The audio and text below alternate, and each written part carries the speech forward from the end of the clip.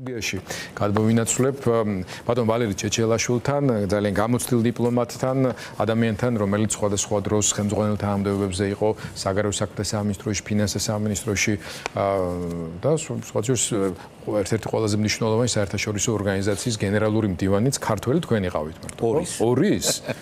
ერთი ბისეკი იყო, ერთი ბისეკი. აჰა, ბისეკი მახსოვდა და სუამიც ხო.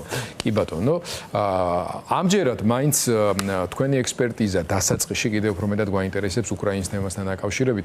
ამ ხრივა ძალიან საინტერესო გამოცდილების ადამიანი ხართ, ბოლოს და ბოლოს ელჩი იყავით საქართველოში უკრაინაში. და უკრაინაში დამთავრებული გაქვთ უმაღლესი სასწავლებელი. ბატონ ვალერი, აი ამ ბოლო დინამიკაზე მინდა რომ ვისაუბროთ. მე ასე მომეჩვენა ყოველ შემთხვევაში ერთის მხრივ თავად უკრაინელების გააქტიურება რუსეთის სიღრმეში ამ პრობლემების შესაქმნელად სამხედრო ლოჯისტიკურ მიზნებს და ამოცანას უკავშირდება, მაგრამ ამავე დროს აი ნატოს სამიტამდე, ჯერ დიდი შვიდეულის ფონზე, მერე ნატოს სამიტამდე უკრაინისთვის ძალიან მნიშვნელოვანი დასავლური მხარდაჭერის და განწყობების მობილიზებას, მათ შორის ტრამპის განწყობებისაც. ხვალ იწყება ანკარაში ნატოს ორდღიანი სამიტი.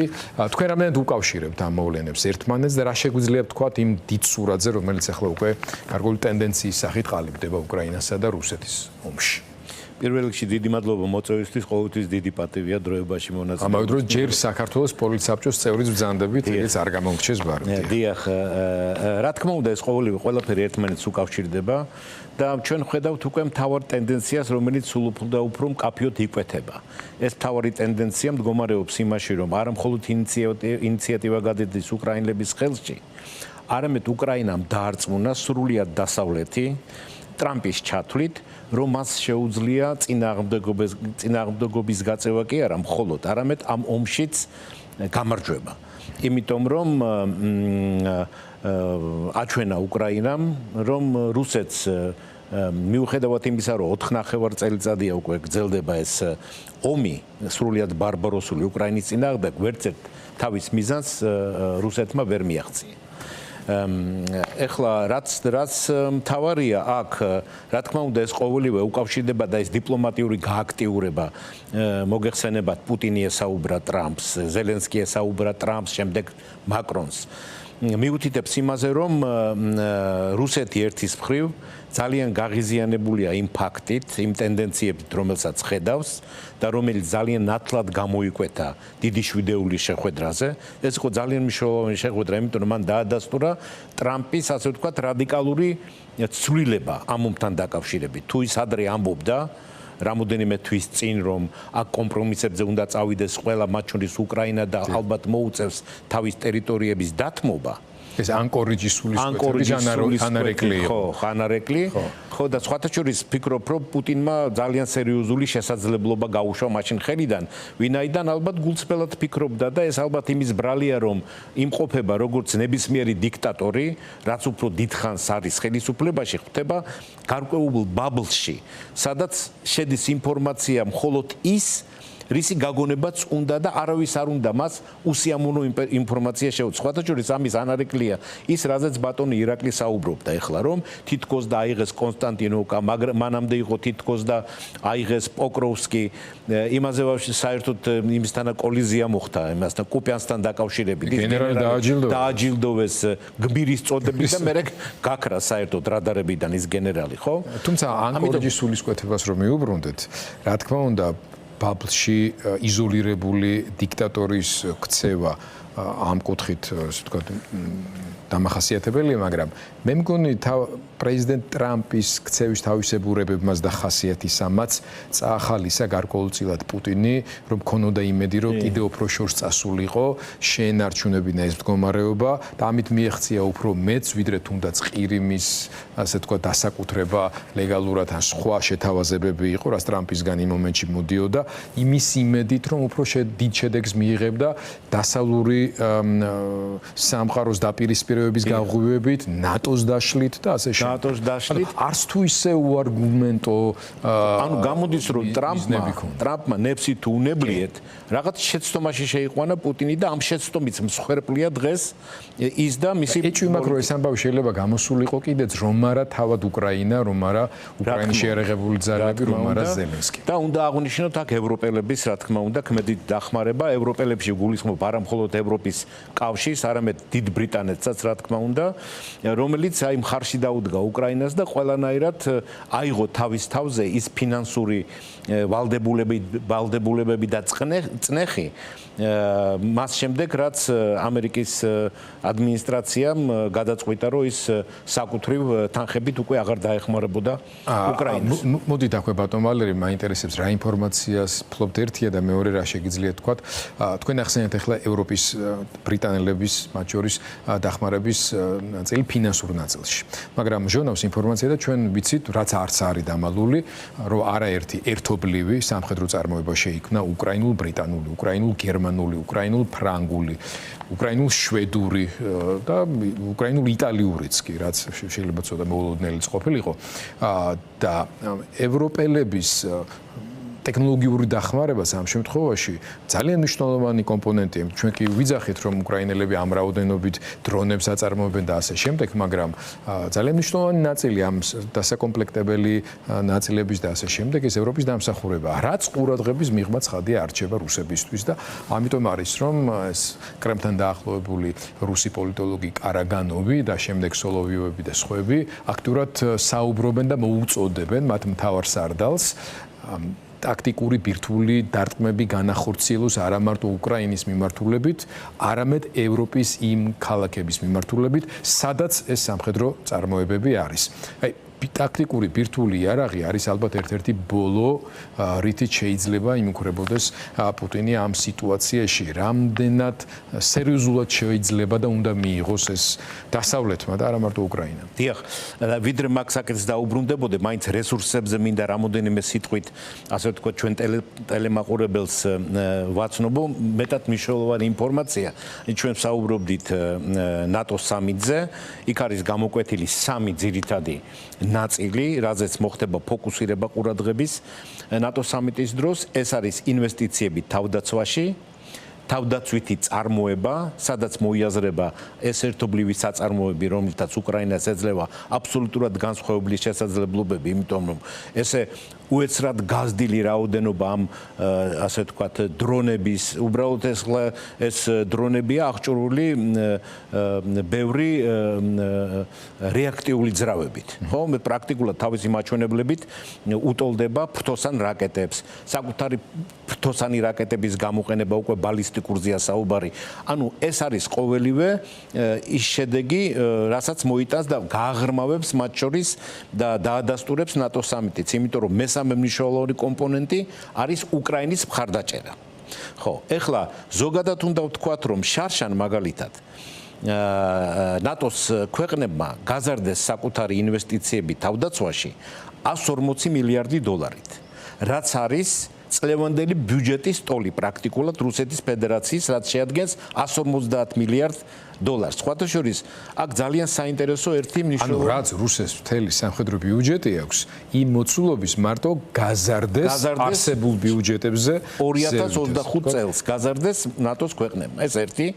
მეორე, რუსეთი იძულებული გახდა საკუთარი პრობლემების და გამო შეემცირებინა ბიუჯეტი წლევანდელი 10 მილიარდით სამხედრო ბიუჯეტი შარშანდელთან შედარებით. ამიტომ შარშან ქონდა 160 მილიარდი, წელს აქვს 150, მაგრამ აქ კიდევ მნიშვნელოვანი მეორე ფაქტორია, რომ ის ბიუჯეტი, რომელიც იყო განკუთვნილი შიდა უსაფრთხოების უზრუნველყოფისთვის, შინაგან საქმეთა სამინისტროს როსგვარდია ასე შემდეგ, ის ბიუჯეტი გაიზარდა. ანუ იყო 50 მილიარდი დოლარი და გახდა 55 მილიარდი 51 მილიარდი დოლარი. ეს რას ნიშნავს? ეს იმას ნიშნავს, რომ პუტინის ხელისუფლება უკვე ისეთ საფრთხეებს ხედავს შიგნით რუსეთში წარმოშობილს, რომ სამხედრო ბიუჯეტის დაზიანებითაც გადაწყვიტა, რომ უნდა ძალოვანების სასარგებლოდ უნდა შეახო. ეს არის ძალიან მნიშვნელოვანი ამბავი და თან არის კიდევ რა რომ რუსეთს სულ უფრო და უფრო უჭირს საკუთარი ამ ომის დაფინანსება, ვინაიდან დაფინანსების წყაროები არის მხოლოდ შიგნით რუსეთში. დოლარს, ევროს და იუანსაც კი არავინ არ ასესხებს დღეს რუსეთს გასაგები მიზეზების გამო, ამიტომ იძულებულია რომ მოახდინოს, ასე ვთქვათ, შიგნით მობილიზება ამ თანხების, მაგრამ ამას ვერ ახერხებს, იმიტომ რომ მიუხედავად აი ერთადერთი პრაქტიკულად ინსტრუმენტი ფინანსური, ბატონო გიორგი, დარჩა ესე იგი სახელმწიფო ობლიგაციების განთავსება შიდა ბაზარზე. 16%-იანი მოგების პირობებშიც კი ბოლო 2 ეს განთავსება ჩავარდა, ვინაიდან ბაზარი ამას უკვე ვეღარ უყურებს ნდობით. და რატო? იმიტომ რომ დაახლოებით 10% რუსეთის ბიუჯეტის მიემართება წინათ აღებული ვალდებულებების პროცენტულ მომსახურებაზე. ანუ ეს მეტყველებს იმაზე, რომ საბიუჯეტო და საბანკო კრიზისი, რომელზეც ჩვენ ხშირად ვსაუბრობთ, უკვე კარს არის მომდგარი რუსეთთან. ეხლა რა შეიძლება ტაქტიკური ბირთვული იარაღის გამოყენების მუქარას. ხო, მუქარას. ხო, პრაქტიკულად ეს ისე ჩანს, რომ დარჩა ერთადერთი, ასე ვთქვათ, ინსტრუმენტი, რომლის სპეკულირებაც შეუძლია ეხლა რუსეთს, რომ ამიტომ რა თქმა უნდა ეს ხმებიც ჩვენ გვესმის, სერიოზული, ასე ვთქვათ, თანამდებობის პირები ამას არ აჟღერებენ. ვინაიდან ეს არის პრაქტიკულად შეუძლებელი. არა იმიტომ მხოლოდ რომ დასავლეთი ძალიან ყურადღებით აკვირდება ყველა იმ რგოლს, რომელიც არის, ასე ვთქვათ, ამ ბირთვული იარაღის გამოყენების ჯაჭვის შემადგენელი ნაწილი. იმიტომ იქ მხოლოდ პუტინზე არ არის დამოკიდებული ეს გადაწყვეტილება, იქ არის გერასიმოვი და ჩამოდის მერე რამოდენიმე რგოლი უშუალოდ იმ პასუხისმგებელ ადამიანამდე, რომელმაც საბოლოოდ უნდა დააჭიროს თითი ამ ღილაკს. და ამას ძალიან სერიოზულად აკონტროლებენ დღეს ამერიკელებიც და ევროპელებიც. მაგრამ საქმე იმაში მდგომარეობს, რომ მეორე დღესვე თუ რუსეთმა ეს განახორციელა, რუსეთი გადაიქცევა კუნძულად. სულიად იქნება ჩახსნილი ყველანაირი კონტაქტებიდან, არავინ აღარ დაიწყებს უკვე იმის ანალიზს, რომ აი ნავთობი რამდენი ვიყიდოთ, ან არ ვიყიდოთ, ან რაღაცა მივცეთ შესაძლებლობა რუსეთს. სრულიად ჩაიხსნება ყველანაირი კავშირებიდან ჩინეთის ჩათვლით, იმიტომ რომ ჩინეთი ძალიან მტკივნეულად აღიქვამს ამ ბირთვულ თამაშებს. ჩინეთი არის მონოპოლური ბირთვული მოთამაშე საკუთარ რეგიონში. და იქ რამოდენიმე თუ არ ჩავთვლით ჩრდილოეთ კორეას, რომელიც არის პრაქტიკულად ჩინეთის პროქსი, მაგრამ პაკისტანსაც. პაკისტანი უფრო ჩვენსკენ არის. მე ხო შორეულ აღმოსავლეთზე ვსაუბრობ, მაგრამ როგორც მინიმუმ 2 ქვეყანა რამოდენიმე თვეში გახდება ბირთვული იარაღის მატარებელი თუ ეს მოხდა. ეს არის იაპონია და სამხრეთ კორეა და ეს ნამდვილად არ არის ჩინეთის ინტერესებში არანაირად. ამიტომ ესე იგი სრულ იზოლაციაში მოხდება რუსეთი, აქედან გამომდინარე ყველა შედეგი და რეალურ ასე ვთქვათ, შედეგს უკრაინაში ის ვერ მიაღწევს, იმიტომ რომ ჩვენ ვხედავთ და ბატონო ირაკლის ასე ვთქვათ, კომენტარებიდანაც კარგად გამოჩნდა, თუ როგორი სულისკვეთებაა დღეს ეს უკრაინაში. მით უმეტეს ბევრი კომენტარი არ ჭირდება იმას, თუ კი ნატოს წევრი ქვეყნების ქალაქები იქნება სამიზნე. ეს საერთოდ წარმოუდგენელია და საერთოდ გამოვრიცხავთ, იმიტომ რომ ამას არც კი უშვებ თეორიაში. ორ თემაზე მინდა მოვასწროთ ბატონ ვალერის საუბარი და პირველი თქვენ საუბრობდით იმაზე, როგორ იზრდება წნევა, როგორ მატულობს როგორც სოციალური, ასევე ეკონომიკური, ფისკალური რუსეთის შიგნით. მანამდე სიუჟეტი ვნახეთ, მე სიმართლე გითხრათ, მიკვირს რანაირად ანთავსებს, ბედავს ეს ხალხი, რომ ესეთ კრიტიკულ, ხა პუტინს კი არ ლანძღავენ და აგინებენ ჯერჯერობით, რასაც მე უყურებ, ხო? ლაპარაკია, რომ პუტინმა თქვა, რომ არის ბენზინი და ვიღაცეები გვიმალავენ, ძირითადად ჯერ მაგ მესეჯი არიან გაჭედილნი, ხო? მაგრამ მაინც ესეთი მასობრივი უკმაყოფილება სოციალურ ქსელებში რო აღწევს და გარეთ გამოდის, ეს სერიოზული პრობლემა არის რუსეთის იმ სისტემისთვის, რომელსაც პუტინი ეყრდნობა ამ მომენტში. მაგრამ რას ფიქრობთ ამ ფონზე საქართველოზე წნეხი იზრდება რუსეთის პოლიტიკური ცენტრიდან თუ კლებულობს? ამ ხრივ ჩვენ ცოტა მოგვიანებით კირიენკოს ვიზიტებზე ვილაპარაკებთ მაშორ ცხინვალში და სოხუმში, მაგრამ არა მარტო იქ, აი საქართველოზე ზოგადად იზრდება ეს წნეხი თუ ძველებურ დინამიკაში? ნუ ჯერ ერთი უნდა ვთქვათ, რომ ეგ ძალიან განსხვავებული ვიდეოებიც არის. ზოგ ვიდეოებში არის პირდაპირ მიმართვა პუტინის ადმი, რომ შეასეთო ისეთო, არ მინდა ახლა გავიმეორო, ეს ეპიტეტები უნდა წახვიდე ვინაიდან შეგვატრია ამ გაუგებრობაში. ეგენი მქონდა წინა სიუჟეტში და ის რამდენიმე კაცი უკვე დაიჭირეს, მაგრამ თავისთავად რო ეს ამოვიდა დინამიკა. თავისთავად რომ გაბედეს ამის თქმა, უკვე რაღაც ძალიან საფრთხო ნიშნები, სხვათა შორის ამიტომაც ბიუჯეტი სამართალდამცავების გაიზარდა, ზუსტად ამის დაგამო, იმიტომ რომ ამ ხიფათს პუტინი კარგად ხედავს. ეხლა რაც შეეხება საქართველოსთან დაკავშირებით, ჩვენ პირდაპირ ხედავთ, რომ ეს წნეხი იზრდება. აი შეიძლება ჩამოვთვალოთ რამოდენიმე. ჯერ თითი დაგვიქნიეს აფხაზეთიდან, რომ ჩვენ თურმე სწორად არ ვასწავლით 2008 წლის მოვლენებს ჩვენ ბავშვებს და რატომ საუბრობთ ოკუპაციაზე და ასე შემდეგ და ეს უნდა გამოვასწოროთ. მე ამას მოყვა შემდეგ ასე ვთქვათ პირდაპირი მუქარა, რომ ჩვენ რამოდენიმე ასეულ დრონს დაუშვენთ საქართველოს და იქვე ყველაფერი დამთავრდება. 10 დღეში მოვუთავეთ. შემდეგ თითი დაგვიქნია ზახაროვამ გვითხრა რომ როგორ ბედავთ თქვენ რომ რუსული ენის ზეიმს თქვენ არ უშვებთ თბილისში და ამიტომ ვალდებულია სახელმწიფო რომ გამოიძიოს სტრუქტურებმა გამოიძიონ ეს დანაშაული და დასაჯონ ასე ვთქვათ. ეხლა არის ამისთანა პიროვნება მეოთხე დსთ-ს მეოთხე დეპარტამენტის დირექტორი ჯერ ერთი საქართველოს დსთ-თან რა კავშირშია, მაგრამ ეს ხო ნაკლებად აღელვებთ რუსებს საერთოდ. ხო ჩვენ საერთოდ ახლოს ამეზობლობს გვეძახიან და დსთ-ში შევყავართ და მაგრამ რა საინტერესოა მე განაცხადა ამ პიროვნებამ რომ სამხრეთ კავკასიის 5 ქვეყნიდან 4-თან სტრატეგიული თანამშრომლობის რეჟიმი აქვს ჩამოყალიბებული რუსეთის ფედერაციას. 5 ქვეყნი. სამხრეთ კავკასიაში 5 ქვეყანა. ესე იგი, რა ხარისხით ესე იგი ასე ვთქვათ, არის სტრატეგიული პარტნიორობა სომხეთთან და აზერბაიჯანთან, ეს სხვა კითხვაა, მაგრამ გასაგებია ვინ მოიაზრება ხო ამ 5 ქვეყანაში. ეხლა ამას დაემატა ბოლო განცხადებას მინისტრის მოადგილის გალუზინის, რომელმაც კიდევ ერთხელ განაცხადა, რომ საქართველოს უნდა მოაწეროს ხელი აფხაზეთთან და ცხინვალის რეგიონთან თავდაუცხმელობის ხელშეკრულებაზე ხელი და ეს შექმნის ახალ ვითარებას და რა თქმა უნდა, აქ მოიაზრება ვინ ამ გარანტად და ვინ მოითხოვს აფხაზები და ცხინვალის ადმინისტრაცია მოითხოვს, რომ ეს გარანტი უნდა იყოს რუსეთი აქედან გამომდინარე. ანუ ეს წნეხი ესე იგი იზრდება და იზრდება რა თქმა უნდა საქართველოს საზოგადოებაზე, მაგრამ პირველ რიგში საქართველოს მთავრობაზე. ეხლა არის თუ არა ეს საფრთხე, ხო? მე ვფიქრობ, რომ ეს არის მხოლოდ სიტყვებში გამოხატული რაღაც რისკები და წნეხის ცდელობა და რეალურ საფრთხეს ეს არ წარმოადგენს და რატო? და ვინ გვიცავს ჩვენ ამ საფრთხისგან? ამ საფრთხიდან ჩვენ გვიცავს უკრაინა. იმიტომ რომ უკრაინას ისე მიყავს ეს ომი და ისე გადააქცია ის ჩვეულებრივ ამ ეხლა არც კი გვიკვირს უკვე რომ დიდ ბირთვულ სახელმწიფოს რომელიც არის უშროების საბჭოს მუდმივი მოქმედი წევრი და რომელსაც აქვს უზარმაზარი ბირთვული იარაღი ამას ებრძვის უკრაინა და სტაბილურობას ინარჩუნებს 2000-იან ფრონტის ხაზზე, ხო? აი ზუსტად იმიტომ რომ მთელი ძალები რუსეთის არის გადასროლილი იქეთ ვერავით არის შესაძლებლობა დარწმუნებული ვარ არ აქვს არც ერთი შანსი რომ ჩვენ დამსახურება ნაკლებია რომ ამ ხრივ პრეზიდენტულები ნაკლებია ხო თუმცა ამიტომაც არ არის შემთხვევით რომ თქვენი ჰასტუხის ფერებიც კი უკრაინის ფერებში არის ხო ყველაფერთან ერთად ლამაზიც არის ბატონ ვალერი ბოლოს მინდა მოვასწროთ კიდევ ერთი მნიშვნელოვანი მოვლენა ახლაც პარალელურად გრძელდება ამ დღეებში აიათოლა ხამენეის დასაფლავების პროცესი ასე დავარქვათ ამას და საქართველოს პრეზიდენტი ყაველაშვილი იყო იქ ჩასული. მაინტერესებდა და ალბათ ბევრმა ნახა ჩამონათვალი ქვეყნების და ის დონეები, რომელთაც იყვნენ წარმოდგენილები და ამ ხრივ ვერ ვიტყვით რომ თუნდაც ჩვენი მეზობელი ქვეყნებიდან ყველა უმაღლეს დონეზე იყო წარმოდგენილი.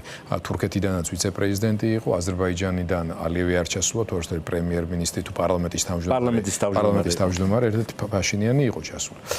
განცხადება გაავრცელა ირანის საგარეო საქმეთა სამინისტრომ და იქ ამბობენ რომ მადლობას უხდიან იმ ქვეყნებს, რომლებიც ისტორიის სწორ მხარეს დგანან და ეს მიხეილ ყაველაშვილის მიმართ იყო მიმართული ადგილობრივი საელჩოს განცხადების ეს ნაწილი და კიდევ ერთ საინტერესო ასეთი ფრაზა არის, რომელიც მათი აფორიზმების კრებულიდან არის აშკარად, მეგობრის კალთას ჩაეჭიდე და მტერს გაემიჯნე. მეგობრის კალთა ამ შემთხვევაში იგულისხმება, რომ ირანის კალთას უნდა ვიყოთ ჩაჭიდებულები ჩვენ და მტერს, ანუ ამერიკის შეერთებულ შტატებს, ისრაელთანაც მეგობრები ვართ, რა თქმა უნდა, და დასავლეთ ევროპას უნდა გავემიჯნოთ. ბევრი რამე თქვა უკვე ყაველაშვილის იქ-ყოფნაზე, მანამდე კობახიძის ვიზიტებზე და ამ საერთო სამგლობიარო გამოცდილებაზე შეგვიძლია ასე დავარქვათ. ძალიან მიეჩვენ უბრალოდ ამ ქელხებში სიარულს თავისთავად ამაში შეიძლება ცუდი არაფერი იყოს, რომ არა ის ფონი და ის ინტერესი და ყურადღება, რომელიც საქართველოსთან მიმართებაში მათ შორის შეერთებული შტატებიდან არსებობს ამ შემთხვევაში, ხო? როგორც შეაფასებდი თავისთავად აი ამ მოვლენას და მის მოსაუდმელ შედეგებს და შესაძლებელი იყო თუ არა ისე მოქცევა, რომ არსებული საფრთხები და რეგიონალურ სპეციფიკაც გაგვეთვალისწინებინა და ამავე დროს ისტორიის სწორ მხარეს იქით ყოფილიყავით, სადაც ისტორიულად ყოველთვის ვიყავით და უნდა ვიყოთ. ხო, პირველ რიგში უნდა ითქვას, რომ ძალიან კარგი რომ იქ ამჯერზე მაინც არ ჩავიდა პრემიერ-მინისტრი ბატონი ირაკლი კობახიძე. ეს სწორი გადაწყვეტილება იყო, მაგრამ რაისის დაღუპასთან ეს დღევანდელი კონტექსტი არის აბსოლუტურად განსხვავებული, იმ უბრალოდ მიზეზით და გამო, რომ მაშინ ომი არ იყო. და ეხლა არის ომი ამერიკის შეერთებული შტატების და ისრაელის ერთი მხრიდან და ირანის მეორე მხრიდან. და სრულიად მოსალოდნელი იყო, რომ ამ ვიზიტის შედეგად ირანელები ჩამოაყალიბებდნენ ასეთ პოზიციას, ხო და შესაბამისად ჩვენ ჩაგვაყენებდნენ ძალიან უხერხულ მდგომარეობაში ამერიკელებთან დაკავშირებით და თუ რეალურად საქართველოს მთავრობას სურს, რომ ამერიკელებთან რაღაც ახალი ურთიერთობები შეიყვანოს ახალ ფაზაში, ეს რა თქმა უნდა იყო შეცდომა. და სხვათა შორის აქ შეიძლება ჩვენ გამოგვეყენებინა ის უხეში დიპლომატიური შეცდომები, რომელიც დაუშვა რამოდენიმე ხნის წინ და სულ უშვებს ირანის ელჩი საქართველოში. და აგვეხსნა ირანელებისთვის, რომ ვინაიდან ამ შეცდომების შედეგად ძალიან ნეგატიური განწყობები შეიქმნა საქართველოში, ამჯერად ჩვენ შემოვიფარგლებით მაგალითად საგარეო საქმეთა მინისტრის ვიზიტის და არა პრეზიდენტის ან პრემიერ-მინისტრის ვიზიტით. იმიტომ რომ შეგახსენებთ, რომ პრაქტიკულად ესე იგი ირანის ელჩმა წარმოაჩინა ისეთი ვითარება, თითქოს შახ-აბასი იყო მე-15 საუკუნეში პირველი ტუროპერატორი, რომელმაც აქედან 200,000 კაცი ჩაიყვანა ირანში და რეალურად ჩვენ ვიცით, რომ სისხლის გუბეები დადგა მაშინ და ძალიან ასე ვთქვათ სასტიკი ომი გადავიტანე ჩვენ აქედან გამომდინარე ყველა შედეგი. არა, საერთოდაც მის განცხადებებში თავხედობის იმ მასშტაბს აღწევს, უბრალოდ მაგალითად ერთ-ერთი ბოლო განცხადება იყო, რომ ირანი ყოველთვის იყო საქართველოს ეროვნული იდენტობის პატივისმცემელი.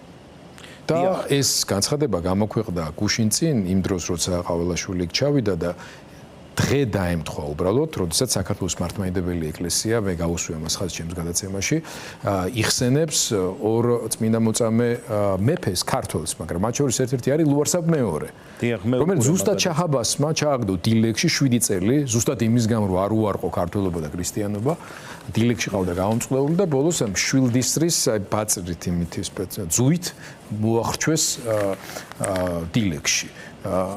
ზუსტად ის დღე იყო თან და იცით რა არის, რომ შეიძლება ელჩი ცდილობდეს რაღაცა ფორმით თანამედროვე ან მომავალ ურთიერთობებზე რაღაცა ყურადღებას ამახვილებდეს, მაგრამ წარსულთან მიმართებაში ესეთი თავხედურად უტიფარი დამოკიდებულება უკვე ძალიან გამაღიზიანებელი ხდება არა მარტო ჩემთვის, ყველა ქართველისთვის და თან ძალიან უხერხულ მდგომარეობაში აყენებს თავად საქართველოს მთავრობას, რომელიც უბრალოდ დუმს და ხმას ვერ იღებს ვერაფერს. რა თქმა უნდა, ეხლა თუ ელს გონია, რომ ჩვენ ყველას მასიურად ჭირს ისტორიული ამნეზია, ხო შეიძლება ესეთი რაღაცები თქვას, მაგრამ ეს მე დარწმუნებული ვარ, რომ ქართული ოცნების მომხრეებშიც, ხომ, იწვევს ძალიან სერიოზულ გაღიზიანებას, იმიტომ რომ ეს არის მართლა ჩვენი ისტორიული ღირსების და ჩვენი იდენტობის ძალიან მნიშვნელოვანი საკითხი და ეს შეიძლება ჩვენ გამოგვეყენებინა საიმისოთ, რომ ამჯერად მაინც ეს ერთი, ეხლა მეორე, როდესაც ამბობენ, რომ აი ფაშინიანი ჩავიდა და ამიტომ რა უშლის ხელს რომ იმ ჩავიდა.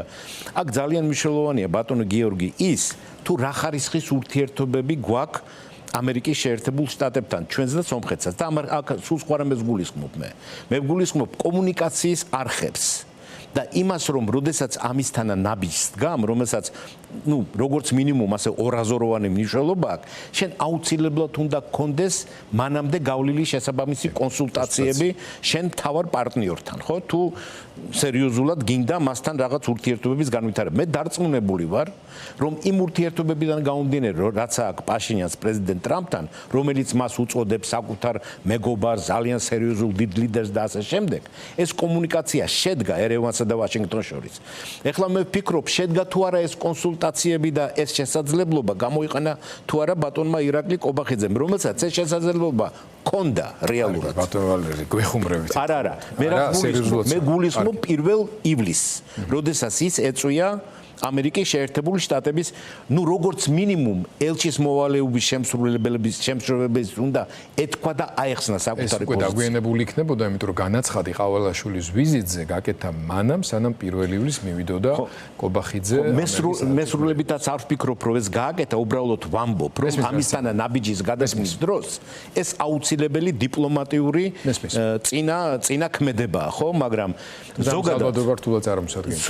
სხვა შორის ბატონი ვილსონი, კონგრესმენი, საქართველოს დიდი გულშემატკივარი, გუშინ პრეზიდენტ ტრამპს ოვალურ კაბინეტში შეხვდა და ჩვენ დეტალები არ ვიცით ამ შეხვედრის შესახებ, მაგრამ არ არის გამორიცხული, რომ მის პრიორიტეტებს შორის, რაზეც მუშაობს კონგრესმენი წლების განმავლობაში, რაღაცა ფორმით საქართველოს თემაც ყოფილიყო. არ არის გამორიცხული. ყოველ შემთხვევაში EUTOS საპარლამენტო ასამბლეაში ბოლო 2 დღის განმავლობაში განვითარებული მოვლენები და ამერიკული დელეგაციის და ამ დელეგაციის ხელმძღვანელის როლი მთელს ამ პროცესში მიგვანიშნებს, რომ ამერიკის საგარეო პოლიტიკის ნაწილში ქართულ ოცნებასთან მიმართებაში კარგი არაფერი ხდება, როგორც მინიმუმ. კარგი არაფერი ხდება, მე იმაში აბსოლუტურად დარწმუნებული ვარ, რომ პრეზიდენტ ტრამპთან შეხვედრის დროს საქართველოს თემა ჟღერდა, იმიტომ რომ თავარი პასუხისმგებელი, ასე ვთქვათ, წარმომადგენელთა პალატაში ამასთან დაკავშირებით არის ვილსონი და იქ ძალიან კარგად არის შრომის დანაწილება, ასე ვთქვათ, ორგანიზებული და ეს ზუსტად არის ყურადსაღები მთავრობის მიერ, რომელიც ამბობს, რომ ხშირად გვესმის, რომ ვილსონი არაფერს არ წარმოადგენდა და ასე შემდეგ. ილუზიებს მიეცემიან, იმიტომ რომ ეს არის ძალიან მნიშვნელოვანი ფიგურა, რომელსაც სერიოზული გავლენა აქვს ამერიკის ადმინისტრაციის პოლიტიკის ფორმირებაზე სამხრეთ კავკასიისა და კონკრეტულად საქართველოს მიმართ. ძალიან დიდი მადლობა ბატონ ვალერი ჩეჩილა.